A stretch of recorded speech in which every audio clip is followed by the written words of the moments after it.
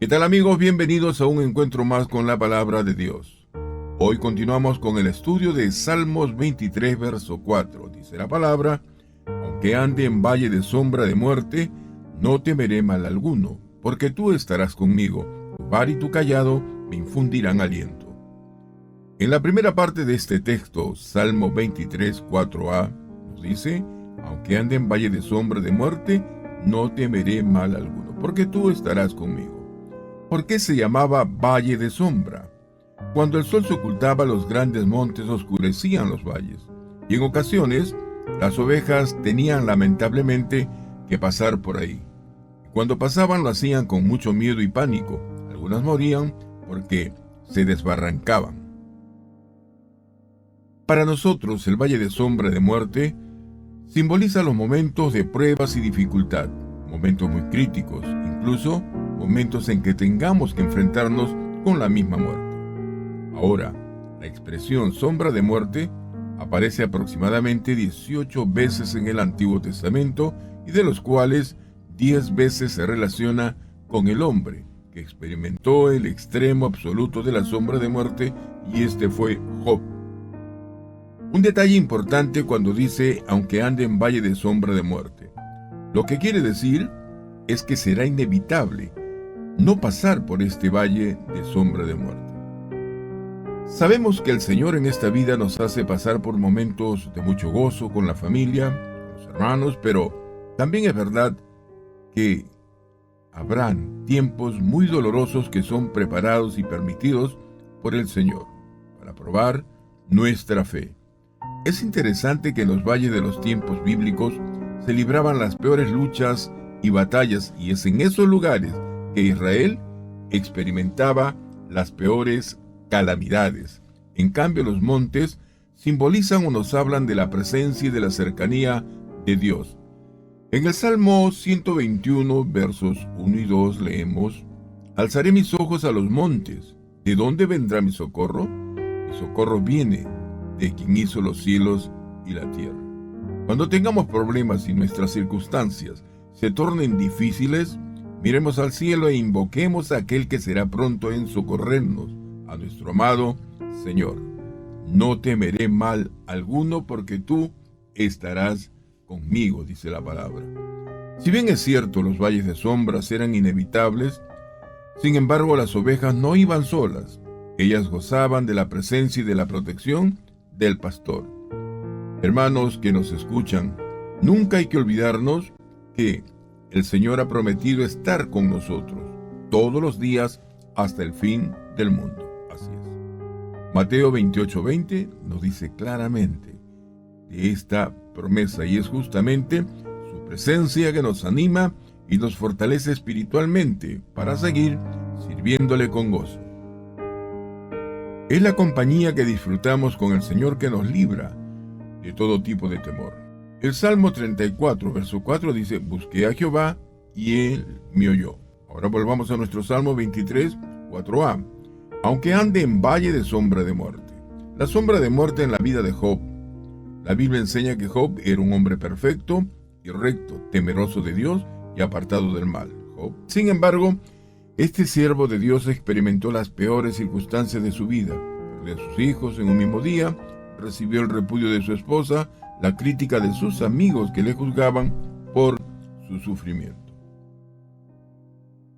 ¿Puedes imaginarte, amigo oyente, lo que estaría pensando Job? Mis hijos muertos, mi esposa me repudia, he perdido mi casa, mi ganado, he perdido mi salud, y ahora, en medio de toda esta desgracia, llegan estos supuestos amigos, y en vez de animarme y consolarme, solo buscan condenarme. En las críticas que hicieron Elifaz, Bildad y Zofar, que aunque ya no están, hoy en día hay cristianos que piensan y actúan igual que ellos. Así es, Elifaz, por ejemplo, este primer amigo viene a Job y le dice en Job 4:7, recapacita ahora, ¿qué inocente se ha perdido? ¿Y en dónde ha sido destruidos los rectos? En otras palabras, Elifaz le está diciendo a Job: toda esta desgracia que te ha acontecido es porque estás en pecado. Pero esta declaración no es verdad. Decir que toda esta desgracia que experimentó Job era porque estaba en pecado es un error. En algunos casos puede ser verdad, pero no en todos, menos en el caso de Job. Es verdad que hay cristianos que sufran por causa de su pecado, pero nosotros realmente no lo podemos saber, salvo el Señor y de seguro el que está pasando por tal desgracia.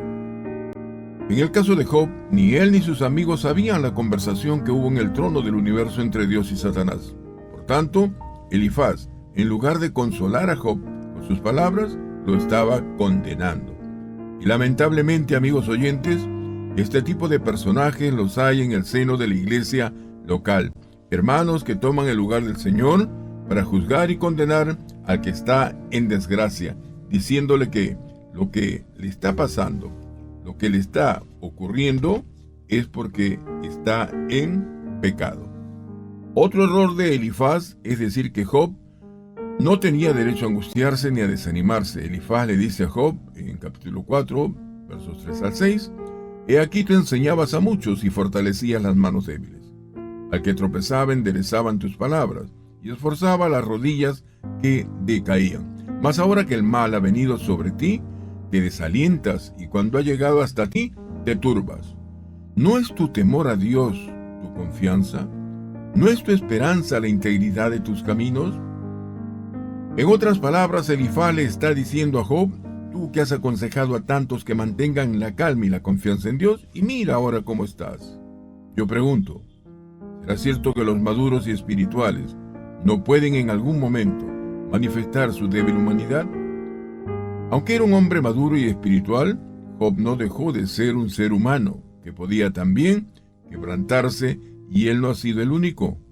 Hombres de la talla de Elías, David, Abraham y Jeremías se quebraron y lloraron, hasta el mismo Señor Jesucristo siendo el propio Dios. Aún en su perfecta humanidad, lo vemos en el huerto de Getsemaní quebrantándose. Hermanos, oremos por nuestros hermanos ancianos que son columnas en las iglesias, porque también pueden pasar por momentos de desánimo, por momentos de flaqueza. No los condenemos, por el contrario, tengamos palabras de misericordia y de gracia para con ellos y pidamos al Señor que los sostenga y que les fortalezca. El valle de sombra de muerte en la vida de Job. Vamos a hablar de Bildad. Ese fue el segundo amigo de Job, que también vino con la misma actitud que Elifaz. ¿Cuál? De condenar y desanimar al patriarca. Leemos en Job, capítulo 8, versos 5 y 6, y le dice, si tú de mañana buscares a Dios y rogares al Todopoderoso, si fueres limpio y recto, ciertamente luego se despertará por ti y hará prosperar la morada de tu justicia. Las palabras de Bildad transmiten malicia e intriga. Notemos que le dice a Job, si fueres limpio y recto. Bildad ponía en duda la integridad del hombre, que el cielo dio testimonio de ser perfecto y recto, temeroso de Dios y apartado del mal. Para Bildad, Job no estaba viviendo una vida recta, y con su crítica estaba actuando de la misma manera que Satanás cuando se presentó a Dios para poner en duda la integridad de Job. Bildad, también con sus palabras, le está diciendo a Job que Dios no es injusto para hacer sufrir a un justo. Por lo tanto, si Job está sufriendo es por causa de que está viviendo una vida injusta. Esto también es un error doctrinal, porque Dios en su soberanía puede también permitir que un cristiano justo y piadoso pueda pasar por momentos de sufrimiento y tragedia. Ahora, si un justo sufre, no significa que Dios se convierta en un Dios injusto.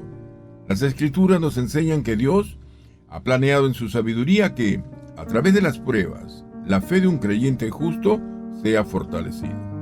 Otro de los amigos de Job, Zofar, el tercer amigo que va a entrar en escena, en lugar de consolarlo, ahora lo regaña y le dice, pues en Job capítulo 11, versos 13 al 14, si tú dispusieres tu corazón y extendieres a él tus manos, si alguna iniquidad hubiera en tu mano y la echares de ti y no consintieres que more en tu casa la injusticia, en otras palabras, lo que le estaba pidiendo Zofar a Job es que se arrepienta de su iniquidad, que se arrepienta de su injusticia. Una vez más, vemos a uno que se cree sábelo todo por ese atrevimiento y manifiesta su orgullo, como lo vimos en las palabras de Zofar. Mientras que Dios desde su trono declaró a favor de Job que no hay otro como él en la tierra, varón perfecto y recto, temeroso de Dios y apartado del mal, Job en 1:1 lo asevera con sus hechos. Sin embargo, los hombres como Elifaz, Bildad y Zofar, por su estado carnal, solo se dedican a condenar a los siervos del Señor. Qué duro había sido para Job todas estas palabras de sus supuestos amigos, y es posible que Job, como cualquier humano, había pensado: ¿qué haré? Yo siempre amé, yo siempre adoré, yo siempre honré y busqué al Señor. Y ahora me pasa toda esta desgracia, y encima, estos que dicen ser mis amigos, me condenan. Hoy en día, amigos oyentes, en las iglesias hay aquellos que dicen ser amigos, pero en lugar de entender al caído, en lugar de fortalecer al débil y animar al que está sufriendo, lo que hacen es hundirlo más con sus actitudes y críticas, que son dignas de un fariseo. Además, con una sonrisa sarcástica dicen: estás así porque algo malo has hecho. Pero cuando se trata de ellos, se hacen los espirituales y dicen: Dios me está probando. Sin embargo, Job dice en su libro de Job, capítulo 16, versos 16 y 17, mi rostro está inflamado con el lloro y mis párpados entenebrecidos, a pesar de no haber iniquidad en mis manos y de haber sido mi oración pura. Definitivamente, las circunstancias difíciles que vivió Job lo estaban llevando al punto de llorar y llorar, de tal manera que su rostro, como dice, se había hinchado, desfigurado de tanto llorar. Y lo único que necesitaba en ese momento era que alguien le entendiera, que alguien le tratara con gracia, con amor y con misericordia. ¿Qué lección nos deja el tema tratado? Por lo general, estas trivialidades mostradas por los amigos de Job son falsas y menosprecian el dolor de los demás. Qué arrogante creer que conocemos el plan de Dios. Hasta aquí Raíces de Amor. David Camper y Renan Palacios Uribe les decimos gracias por su gentil sintonía a este podcast. Y no se pierdan la continuación del Salmo 23, verso 4. Hasta pronto, amigos.